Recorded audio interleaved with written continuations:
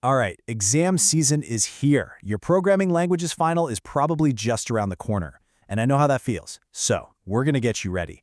No fluff, no filler, just the absolute core concepts you need to walk in there and totally ace this thing. So, are you feeling that pressure? I bet you are. You've got this endless list of languages, right? All these weird syntax rules, completely different ways of thinking about problems. It's a lot.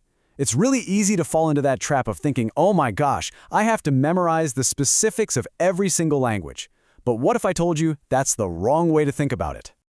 Well, here's the secret. You absolutely don't. Because look, underneath it all, every single programming language, I don't care if it's Python, Haskell, C++, you name it, they're all built on the exact same foundational principles. If you can master just 4 core properties, you can walk into that exam and confidently analyze any language they throw at you. Seriously. Okay, so let's pull back the curtain a little bit. We're going to look at the code behind the code, the blueprint that language designers actually use. Think of these as the 4 fundamental pillars that hold up every single program you will ever write. And here they are, the big 4: syntax, names, types, and semantics. Now, an easy way to remember them is to think of them as 4 questions you can ask about any language, right? So, syntax is all about the form. What does a correct program even look like? Names are about binding. How do we refer to stuff? Types are about meaning. What kind of values can we work with? And finally, semantics is about behavior. What actually happens when we run the program? Now, for this exam guide, we're going to zero in on 2 of these, syntax and types, because they're all about giving us reliable code. Then we'll zoom out and look at the big picture strategies we call paradigms. All right, first up, let's talk about how we build code that doesn't, just fall apart.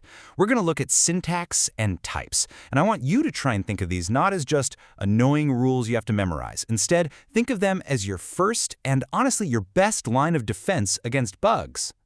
So, let's get into it. What is syntax, really? The textbook definition is actually pretty perfect here. It's the precise grammar of a language.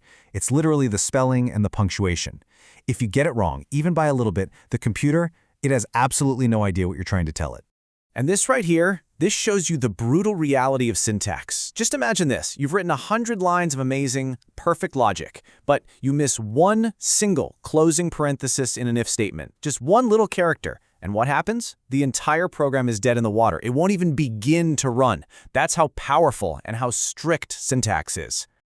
Okay, so if syntax is the grammar, then you can think of types as the categories of words. A type defines what a piece of data actually is. Is it a number? Is it some text? Is it just a simple true or false value?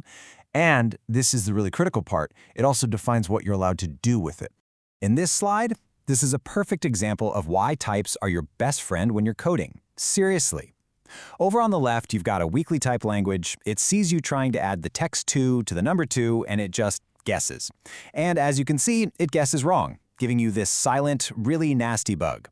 But on the right, a language with a strong type system just stops you cold. It says, nope, can't do that, preventing the bug before it's even born. That is what we mean by reliability. All right, let's zoom out for a second. We've been in the nitty-gritty details, right? The rules. So if properties like syntax and types are kind of like the laws of physics for our programming universe, then paradigms are the grand strategies. They're the different ways we can choose to build things inside that universe.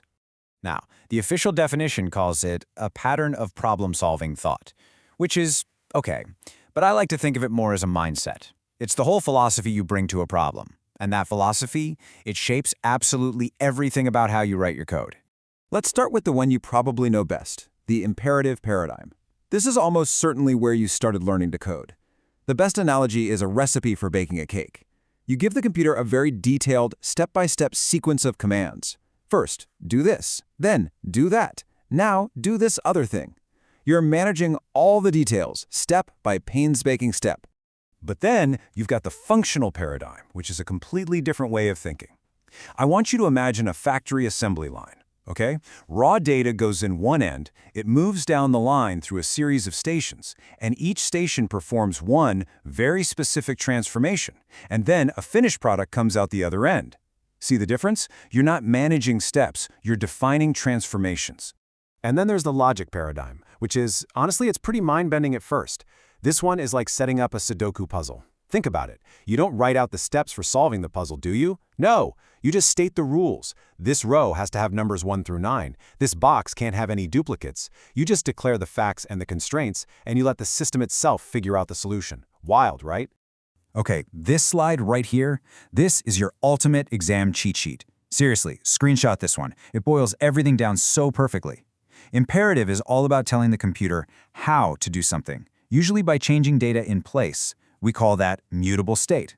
Functional is about describing what to transform, and you do that by treating data as unchangeable or immutable. And logic is about declaring what is true, and just letting the system figure out the rest.